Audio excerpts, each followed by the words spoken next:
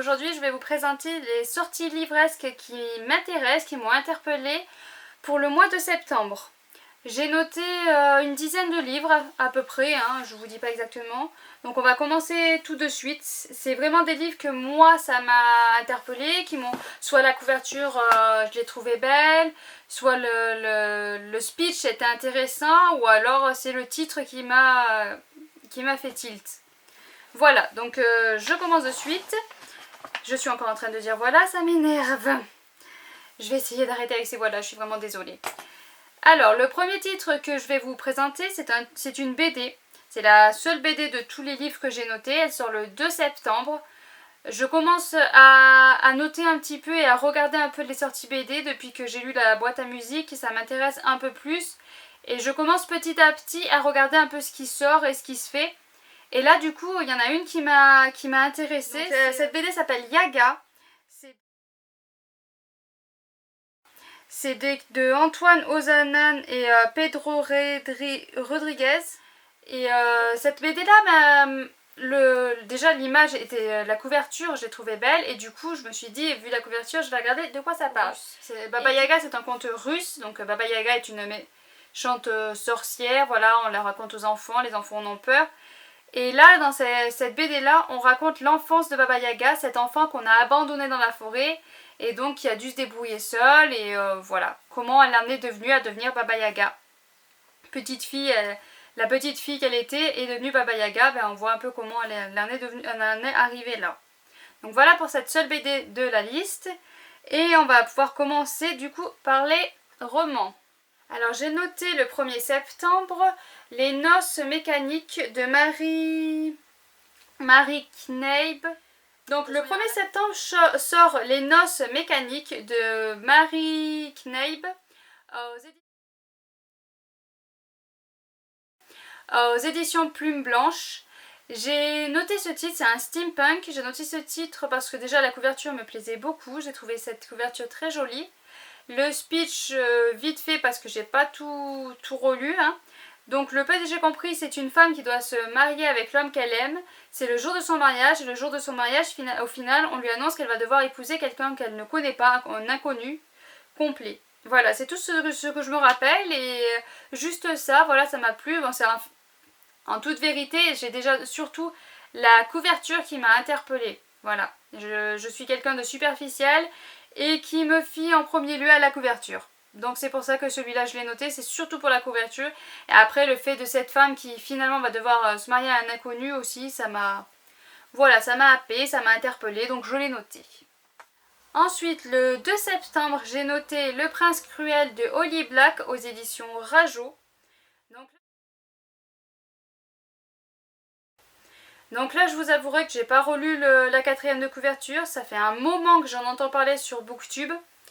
Donc du coup, voilà, je l'ai marqué parce que à force de l'entendre parler sur Booktube, ben, ça me faisait très envie.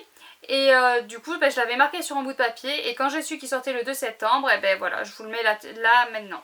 Donc le 2 septembre sort... Ah bah tiens, j'avais dit qu'il y avait qu'une BD, mais il y en a une deuxième. Le 2 septembre sortira Merci, écrit par Mirka Andolfo aux éditions Glénat BD. Donc une deuxième BD. J'avais dit qu'il n'y en avait qu'une, mais il y en a deux. Je l'avais zappé celle-là, je l'ai mélangée avec les romans. Donc ça, c'est une lady du 19e siècle, sur les thèmes de la fantasy, fantastique, Dracula, fable, orpheline et créatures fantastiques. Voilà, j'ai les quelques thèmes. La première phrase, jusqu'à quel point peut-on changer par amour, m'a accroché. Je dois vous avouer qu'en fait, ce livre-là, je l'ai juste pris pour la couverture. Voilà. J'ai craqué sur la couverture complètement. J'ai eu un coup de foudre pour cette couverture, du coup je l'ai mis là. De toute façon, tous les livres que je vous présente, je ne vais pas forcément les acheter de suite.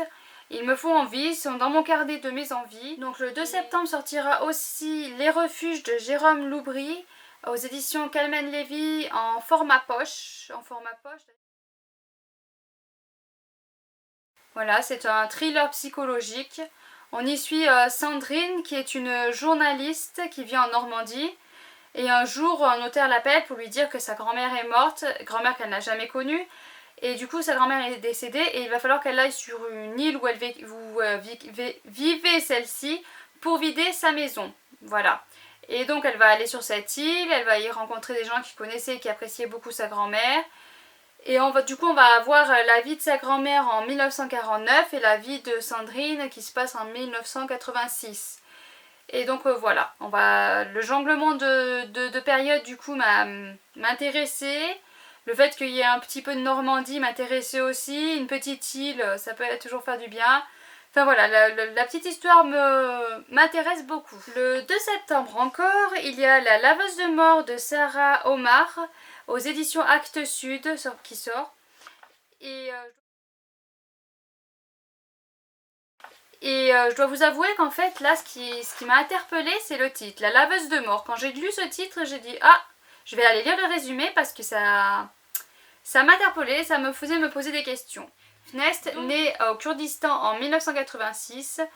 Elle naît fille, voilà, c'est une fille. Et du coup, sa mère va tout faire pour la protéger contre un père violent parce que un père voilà, ne voulait pas une fille, il voulait un garçon.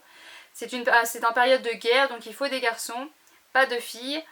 Et du coup, sa mère va tout faire pour la protéger. Heureusement, ses grands-parents vont la recueillir pour la protéger. Il va réussir à être protégé psychologiquement. Il y a des génocides, il y a de la guerre, la haine, enfin tout ce qui va avec la guerre, quoi.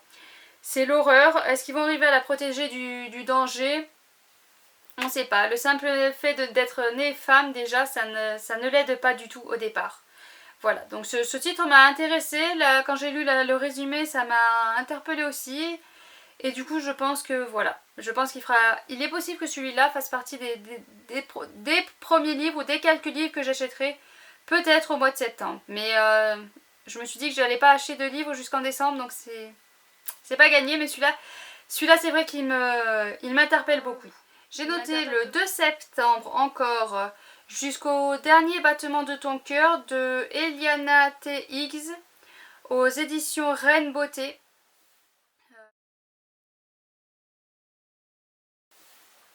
Voilà, c'est un MM, donc du coup c'est le... J'ai jamais lu de livre sur l'homosexualité, sur les lesbiennes. Donc du coup quand j'ai vu ce titre-là, déjà ça m'a interpellée, j'avais envie de voir de quoi il parlait. Et quand j'ai vu que c'était un MM, j'ai dit voilà, ça serait l'occasion de lire un MM chose que je n'ai jamais fait, que je n'ai jamais lu. Donc voilà, après c'est une romance, donc romance, j'aime pas trop en général.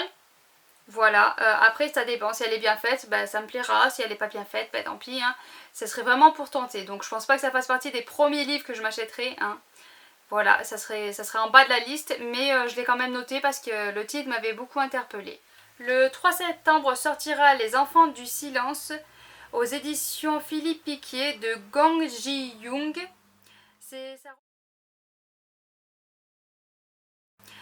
Ça retrace, c'est une histoire réelle qui s'est passée en 2005 si je ne me trompe pas.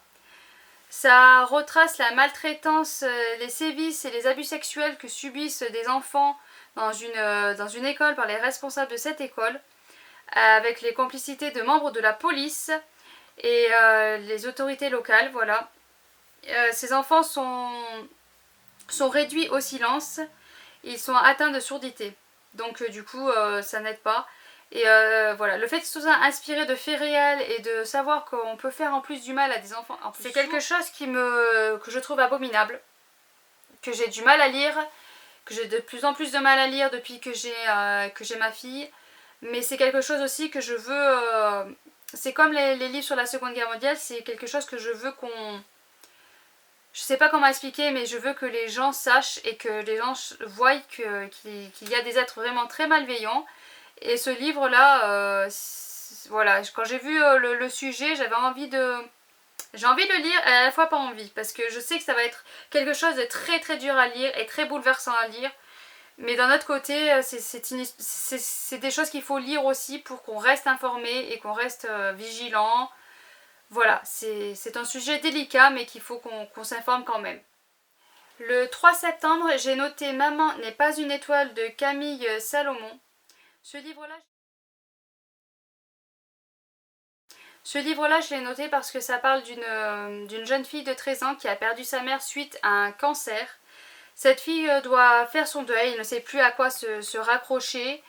Et c'est une nuit en rêvant de Smaug. Enfin, Smaug apparaît dans ses rêves. Et du coup, c'est un monstre ténébreux irréel qui va l'amener au royaume des 7 contrées. Et commence alors un long voyage initiatique pour Moira qui lui permettra de faire son deuil d'une façon inattendue. Je l'ai noté ce livre parce que voilà, quand j'ai vu que ça parlait d'une mère qui est morte d'un cancer, ça m'a interpellée, voilà, ça m'a touchée et j'ai voulu le lire. Bon, je sais que moi ma situation n'est pas pareille, ma mère est décédée il y a 2 ans, donc j'avais 31 ans, je suis adulte, mais voilà, le fait de devoir faire le deuil d'une personne qui est morte d'un cancer, ça m'a interpellée, j'avais envie de voir ce que ça donnait en livre, ce qui pouvait être écrit là-dessus. Je sais plus si j'ai dit l'édition, c'est les éditions Scrinéo. Et 10 septembre sortira À quoi rêvent les étoiles de Manon Fergeton.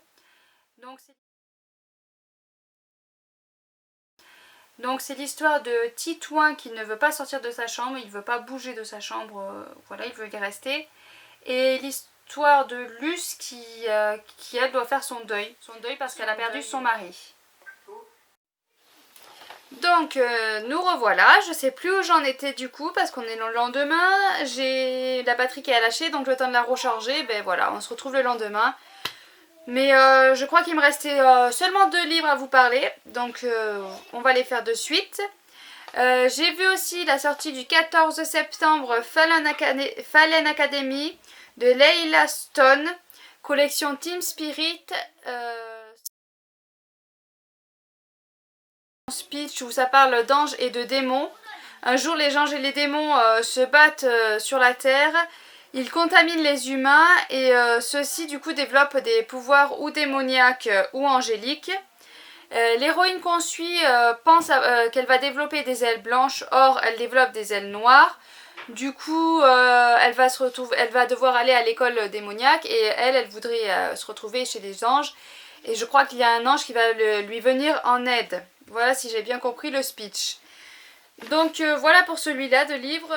Et le dernier livre que j'ai repéré, qui sort le 18 septembre, c'est Orami, l'avènement de l'ombre, de Aurélie Melswan aux éditions Évidence.